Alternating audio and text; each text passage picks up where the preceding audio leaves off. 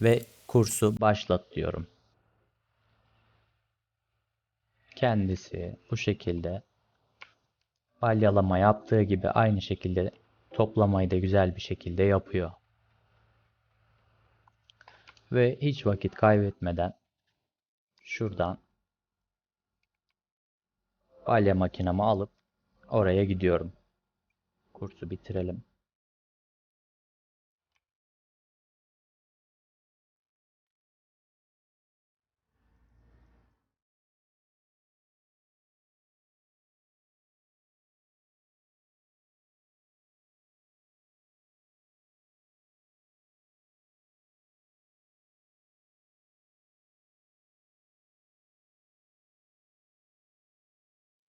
Aynı şekilde kurs ekranımı açıyorum.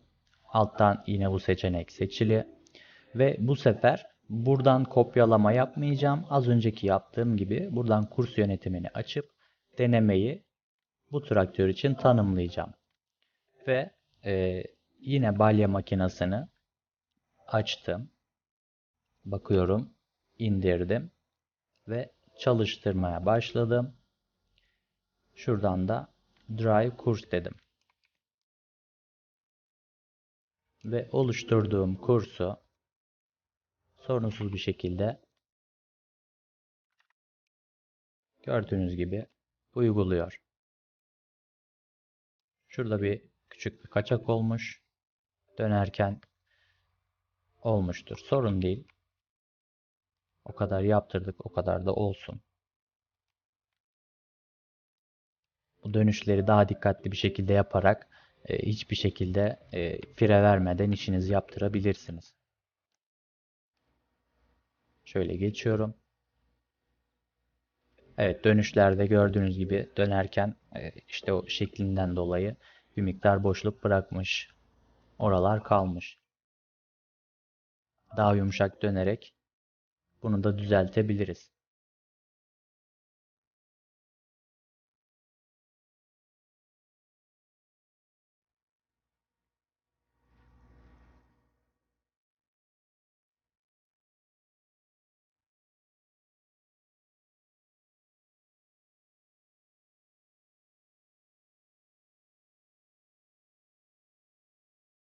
İşlem bu kadar.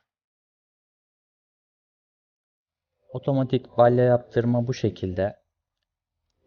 Sorunuz varsa yoruma yazabilirsiniz ya da Discord'dan bana ulaşabilirsiniz. Yine aynı şekilde Discord'dan birbirinize de yardımcı olabilirsiniz. Link açıklama kısmında var. Başka videolarda görüşmek üzere. Kendinize iyi bakın. Hoşça kalın.